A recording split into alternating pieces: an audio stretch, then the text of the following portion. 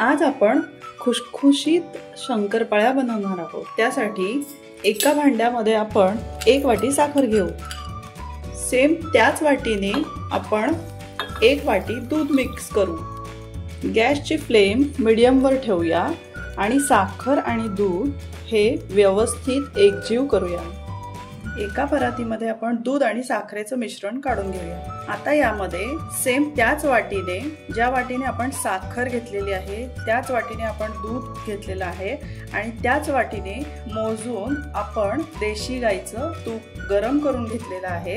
हे आपण दुधाच्या आणि साखरेच्या मिश्रणामध्ये घालूयात। आता यामध्ये जसं जसं बसेल तसा तसा आपण मैदा घालून मळून घेऊया। हा मैदा चाळून घेतलेला आहे। दूध, साखर आणि तूप ह्यासाठी सेम प्रमाणाची वाटी घ्यायची। तुम्ही लहान मोठी, तुम्हाला जितकी क्वांटिटी शंकरपाळ्यांची करायची आहे तितकी लहान मोठ्या वाट्या तुम्ही घेऊ शकता। तूप आणि दूध जर थोडं हलकं कोमट असेल, आपण हे चमच्याने आधी व्यवस्थित मिक्स करू। जसं जसं वाटेल तसं आपण अजून मैदा ह्यामध्ये ॲड करूया। जास्त घट्ट पण गोळा करायचा नाही, जास्त सैलसर पण करायचा नाही। अशा प्रकारे आपण हळूहळू मैदा मिक्स करत करत हा गोळा मळून घेऊया। थोडं व्यवस्थित थंड झालं की आपण हातानेच गोळा मळून घेऊया। जसं गरज लागेल तसं आपण यामध्ये मैदा घालून घेऊ आणि हा घट्टसर गोळा मळून घेऊ। हा अजून घट्ट झालेला नाहीये, आपल्याला याच्यामध्ये आणखी मैदा घालायची गरज आहे। गोळा आपला व्यवस्थित मळून झालेला आहे। आता याचे आपण गोळे करून घेऊ। जास्त घट्ट पण नाही, जास्त सैलसर पण नाही, असा आपला शंकरपाळीच्या पिठाचा गोळा मळून तयार आहे। असे गोळे आपण बनवून घेऊ आणि लाटूयात।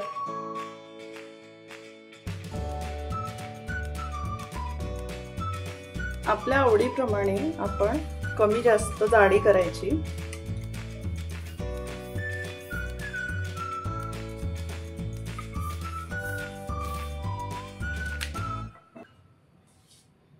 ह्याच्या साईडच्या कडा आपण काढून घेऊ आणि चौकोनी करून घेऊया।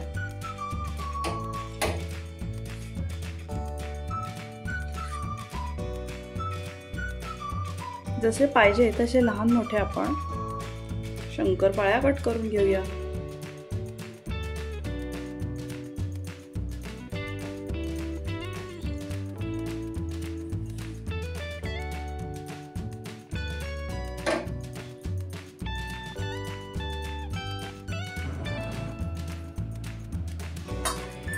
कढईमध्ये तेल तापायला ठेवलेलं आहे।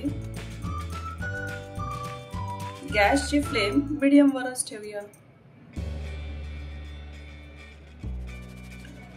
हलक्या हाताने आपण यामध्ये शंकरपाळी सोडूया।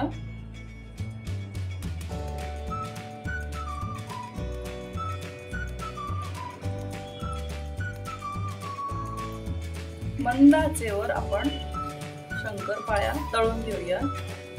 तळताना सारख्या अशा हलवून घेऊया, म्हणजे सर्व बाजूंनी एकसारख्या तळल्या जातात।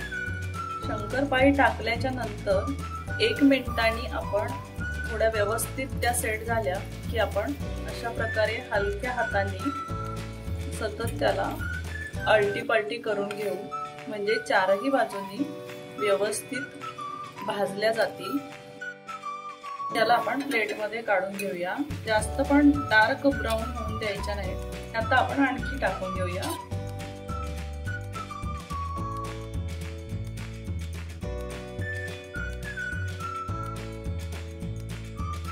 बिस्किटासारख्या खुसखुशीत छान शंकरपाळ्या झालेल्या आहेत, तुम्ही बघू शकता।